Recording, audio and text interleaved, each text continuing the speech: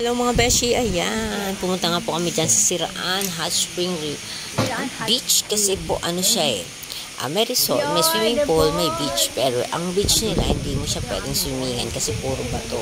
Ayan, nagbayad na nga kami dyan. Mura lang po ang entrance kasi LGU po ang mamahala dyan mga besh. Kaya ayan ang place nila. Ayan, ganyan. Yung maliit na swimming pool, lulublob ka lang dyan kasi hot spring po yan. At saka sulfur water. Ayan naman ang swimming pool nila na malaki mga besh. Ayan. Maganda siyang maglublob kahit maghapon ka maglublob dyan kasi hot spring siya at saka sulfur water daw yan. Galing daw yan dyan sa bundok na yan ng bato. Sa ilalim daw galing yung tubig na. Tapos dyan nila yung malaking tangkay na yan. Parang dyan nila nilalagay. Ayan mga besh. Alam mo, inaamoy ko pa ngayon kasi nga medyo malansa. Ayan mga besh, naglublob ako ng sarap. Antagal. Ayan, nakalublob ako, nakalong sleeve pa ako dyan. Mamaya, huhubarin ko na kasi nga, mas maganda kasi nakalublob ka. Hindi ka lalamigin. Kasi medyo malakas ang hangin. Pagka nakaahon ka, medyo malamig. Inamoy ko pa nga talaga besh. Kasi parang malansa talaga. Oo, yan nga Sabi ko parang malansa. Pero ang sabi nung katabi ko, sabi niya hindi. Sabi niya ano lang yan, sulfur water. Sabi niya kaya malansa talaga daw yung sulfur. Ayan. Kasi yung iba dyan, pabalik-balik na sila dyan. Meron na kaming kasabay, 5 times na silang pumunta dyan mga besh. Ayan. Nagubad na ako ng low seal. Lumipat kami dun sa medyo malaki. Kasi, ayan, malalim siya dyan. Medyo malalim yan. Tapos, medyo mas mainit. Ayan mga besh, dyan kami natagalan. Siguro, katapos na namin kumain dyan. Then, after that, bumalik ulit kami. Ang sarap kasi talagang magbabad kasi nga, ang init. Para kang nakaspa. Init siya mga besh. Ang kapatid ko, ilan pa kami pumunta? 8. 15 liters lang yan. Pwede mo natin pero kailangan dyan pumunta ka. May sasakyan kayo kasi medyo malayo siya. Ang travel namin is 1.5 hour. Ang biyahe natin pa isimit kaya diesel. Hinatid lang kami ng asawa ng pinsan ko tapos umalis siya, pumunta siya doon sa nanay niya. Binalikan niya kami ng mga 4 p.m. Binalikan niya kami after that.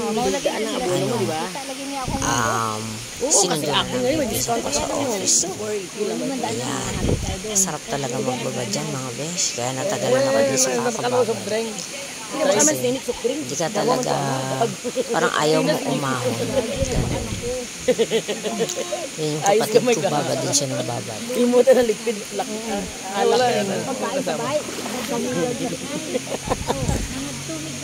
Tapos picture gano'n.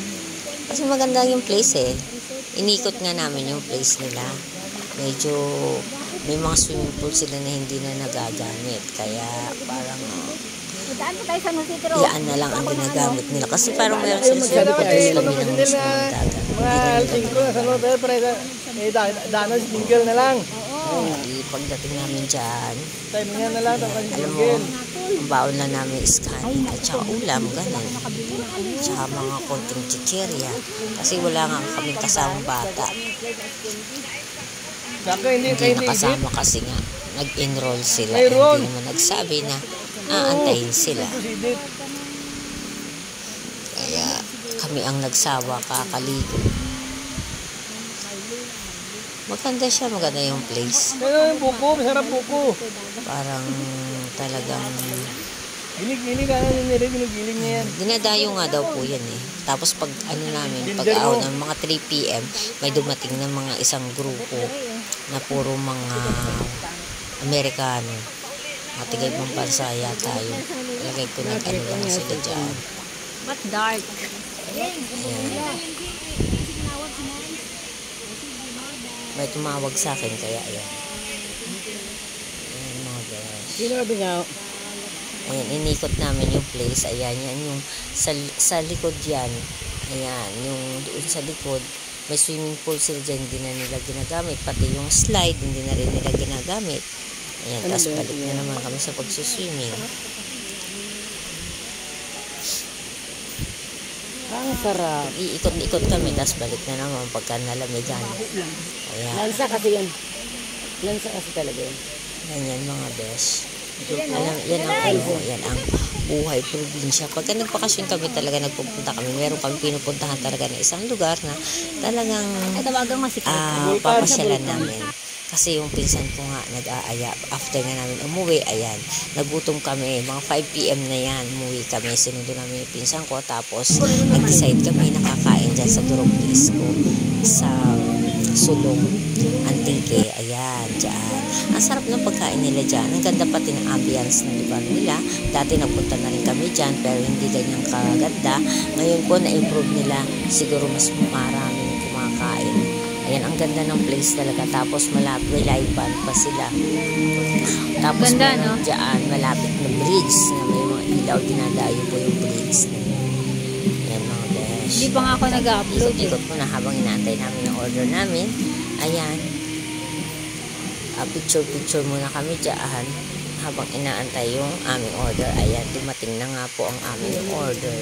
Kaya ayan mga besh, talagang gutom na kami. Kaya ayan, tal na yan. Wala nang usap-usap muna, kain-kain na. Yun nga, yan. Tapos Yung baon, naubusan kinuha. sila ng kanin. Kapalan Hindi lang ng mukha. na ano sila, nabitin sila sa kanin, kaya kinuha nila yung kanin dun sa sasakyan na natira namin. Kaya ayan. Yan na mga besh.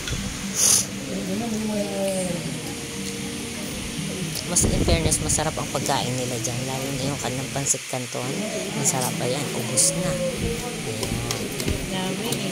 Ang sarap ng pagkain nila. After nga namin dyan, after namin kumain, ayan nga, pupunta na nga kami dyan sa bridge. Kasi yan po ang dinadayo dyan. Yung tulay na yan. Kasi napakaganda ng ilaw. Ayan o mga besh. Ayan ang ilaw ng bridge na hindi po alam kung magkano ginagastos nila dyan sa kuryente. Pagkatapos na namin dyan, umuwi na kami. Almost 7,